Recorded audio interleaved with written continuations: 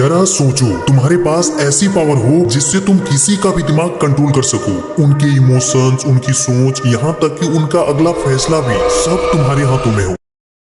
और ये कोई जादू नहीं है, ये है डार्क साइकोलॉजी, एक ऐसा गेम जिसे दुनिया के बड़े मैनिपुलेटर्स यूज करते हैं लोगों को कंट्रोल करने के लिए, उन्हें बिना पता चले। और आज तुम इसी डार्क साइकोलॉजी की 5 सबसे खतरनाक टेक्निक सीखने वाले हो जो तुम्हें एक ऑर्डिनरी इंसान से एक मास्टर इन्फ्लुएंसर बना देंगे। पर एक वार्निंग है, ये सिर्फ एजुकेशनल पर्पस के लिए है, इसलिए इसका गलत इस्तेमाल मत करना, क्योंकि इस वीडियो को देखने के बाद तुम दुनिया को वैसे नहीं देखोगे जैसे अभी देखते हो। तो अगर तुम रेडी हो तो चलो शुरू करते हैं the dark game of mind. Number 1, reaction glitch. Human mind एक सिंपल रूल फॉलो करता है, वो वही करेगा जो उसे करने से मना किया जाए। सीधी भाषा में, जब किसी को किसी चीज से रोका जाता है तो उसके अंदर एक बगावत वाली फीलिंग आ जाती है कि अब तो यही करना है। ये ह्यूमन माइंड का एक नेचुरल डिफेंस मैकेनिज्म है जो फ्रीडम या चॉइस छीने जाने पर एक्टिवेट हो जाता है। सोचो, अगर मैं तुम्हें बोलूं कि पीछे मुड़कर मत देखना, तो तुम्हारा मन सबसे पहले वही करेगा। और इसी कंसेप्ट को साइकोलॉजी में रिएक्टेशन ग्लिच कहते हैं। इस माइंड ग्लिच को तुम अपने फेवर में स्मार्टली यूज करो। फॉर एग्जाम्पल, सीधा मना मत करो, बस कैजुअली कह दो, भाई ये मुश्किल है, मुझे नहीं लगता तुम ये कर पाओगे। बस सामने वाले के ईगो में आग लग जाएगी और वो प्रूव करने में लग जाएगा और वो वही करेगा जो तुम चाहते हो। अगर तुमने इसे सही टाइम सही टोन में यूज किया तो तुम किसी के भी डिसीजन अपने हिसाब से घुमा सकते हो बिना जोर जबरदस्ती के।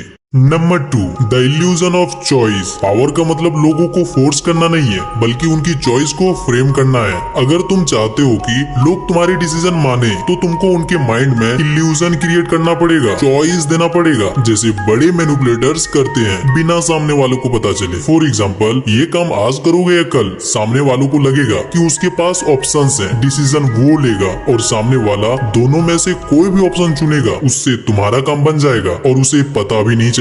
यही ट्रिक लीडर्स, पॉलिटिशियन ज्यादातर यूज करते हैं। वो कभी कंट्रोल डायरेक्टली नहीं करते, वो लोगों को बस ये फील कराते हैं कि डिसीजन तुम्हारा है, जबकि पूरा गेम उनका होता है। Number 3, the guilty trap. Guilt एक ऐसा इमोशन है जो इंसान को मजबूर कर देता है, कभी एक्शन लेने के लिए तो कभी झुकने के लिए। और मजेदार की बात तो ये है, लोग जबरदस्ती करने पर तो रिएक्ट नहीं करते, लेकिन गिल्ट फील हो जाए तो खुद ही बदलने लगते हैं। जरा सोचो, तुम्हारा एक दोस्त बार बार तुमसे मिलने का प्रॉमिस करता है, लेकिन हर बार अवॉइड कर देता है। अगर तुम उसे सीधा बोलो तुम कभी टाइम नहीं निकालते, तो हो सकता है वो तुमसे दूर हो जाए। लेकिन अगर तुम क्लाइमली बोलो, मैं समझ सकता हूँ, अगर मैं भी इम्पोर्टेंट होता तो शायद तुम मेरे लिए टाइम निकाल लेते। बस ये सुनते ही उसके अंदर गिल्ट आ जाएगा, उसे लगेगा उसने तुम्हारे इमोशंस को हर्ट किया है और अब वो खुद ही कनेक्ट करने की कोशिश करेगा, खुद ही एक्सप्लेन करेगा और खुद ही माफी मांगेगा। यही है गिल्टी ट्रैप का मैजिक। तुमने फोर्स नहीं किया, बस एक इमोशनल मिरर उसके सामने रख दिया और उसने उसमें अपना गिल्ट देख लिया।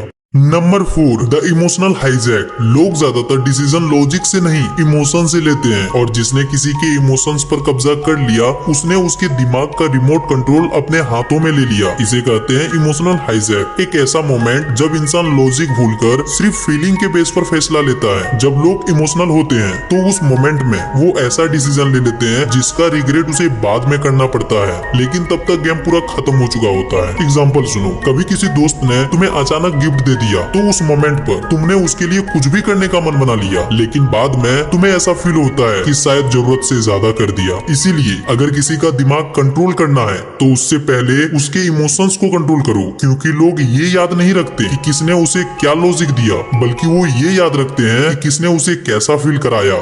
Number 5, the power of silence. Silence is power. ये लाइन तुमने शायद पहले भी सुनी होगी, लेकिन इसका असर तब समझ आता है जब खुद तुम इसे फील करते हो। जरा सोचो, तुमसे कोई बड़ी गलती हो गई, माँ गुस्से में चिल्ला रही है, तुम्हें लगातार डांटे जा रही है, तुम टेंशन में हो लेकिन खुद को संभाल लेते हो, पर जैसे ही पापा के पास पहुँचते हो वो कुछ नहीं बोलते, सिर्फ एक तीखी नजर और तुम्हारे पसीने छूट जाते हैं। तुम घबराने लगते हो क्योंकि वो साइलेंस माँ के गुस्से से भी ज्यादा डेंजरियस लगता है। जब सामने वाला कुछ नहीं बोलता तब तुम्हारे अंदर खुद ही हजार चीजें सोचने लगता है और यही सोच तुम्हें अंदर से हिला देती है। लोग समझते हैं जो ज्यादा बोलता है वो स्ट्रॉन्ग है, पर असली पावर पावर उसके अंदर है, जो कुछ नहीं बोलता, सिर्फ ऑब्जर्व करता है और जरूरत हो तभी बोलता है। साइलेंस सामने वाले के अंदर डिस्कम्फर्ट, गिल्ट और कभी कभी डर भी पैदा करा देता है। जैसे अगर तुम्हें अपने दोस्त से कुछ सच निकलवाना है तो सिर्फ एक लाइन बोलो, मुझे सब पता है, और चुप हो जाओ। जितनी देर तक तुम चुप रहोगे उतनी ही एंजाइटी बढ़ेगी। वो अनकंफर्टेबल फील करेगा और उसे लगेगा कि उसका झूठ पकड़ा जा चुका है और वो सच बोल देगा।